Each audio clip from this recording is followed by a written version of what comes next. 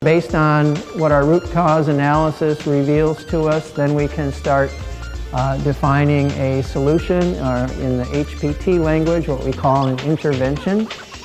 And I'm going to just spend a little bit of time on that with you here to show you one example of an intervention.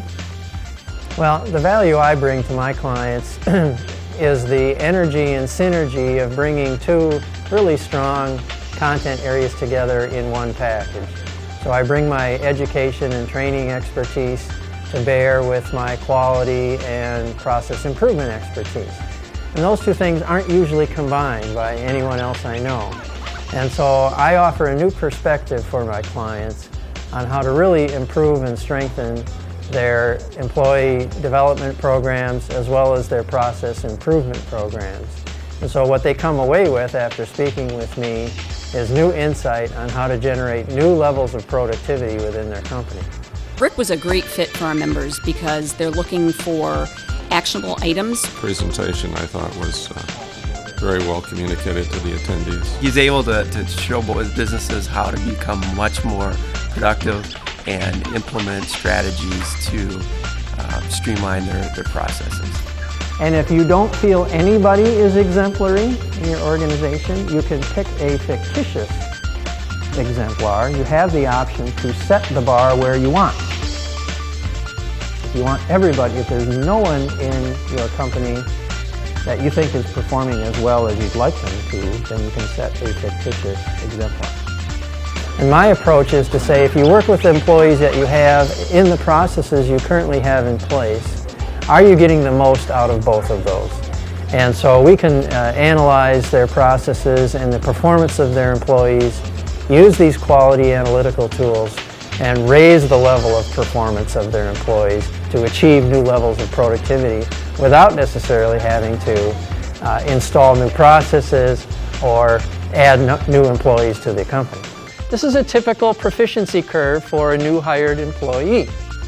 When I work with clients, I work with them to try to bring that time to proficiency down.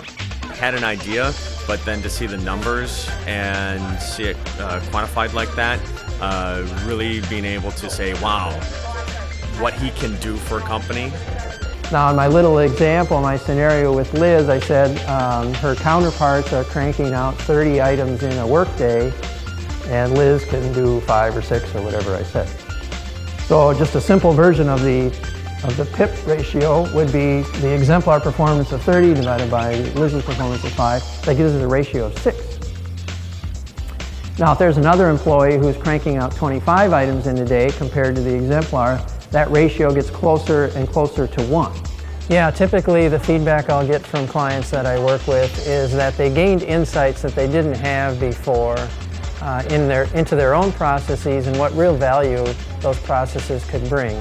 Typically they'll take an approach of, well, it must be broken, so we throw it away and build something new. And what they find when they work with me is we always try to leverage existing assets that are in the company now and improve them and make them more valuable than they are at the beginning. He's a great speaker. You can tell he's been a professor before. He really engages the audience. When we have presenters come in, they want things that they can apply to their situation right away. And Rick broke down his presentation in terms of a model. Well, I really learned a lot about employee productivity, in a way that you can really work to increase that. New things that I had never heard about before, so it was very, very informative for me. So reducing time to proficiency is an aspect of my consulting where I spend a lot of time and find a lot of value for clients, because oftentimes training programs for new hires are front-loaded, they last a week or two, and then you just put them out there and hope that they really learn the job over time. I would rather structure that learning more carefully and drive that employee to a level of proficiency sooner so that they are providing value back to the organization as quickly as possible. Well, it's interesting, the diversity of clients I've had and I've worked with, and you might be surprised at sort of the variation of field or industry where I've found success. From purchasing to finance to customer service to manufacturing, I found success in all of these areas with my consulting. he started off with an example, which is great because it gets people thinking about their own workplace. And so that theme of Liz carried through the entire presentation, and then I generated a lot of conversation, which we don't always have. So I think that speaks to Rick's ability to both facilitate the conversation and teach. And maybe that's why it was so effective. He's clearly a natural teacher, and yet he's teaching some challenging content. And so clearly it was a topic that resonated with people, and I think it challenged their thinking. It was definitely one of our better presentations. We're glad to have him.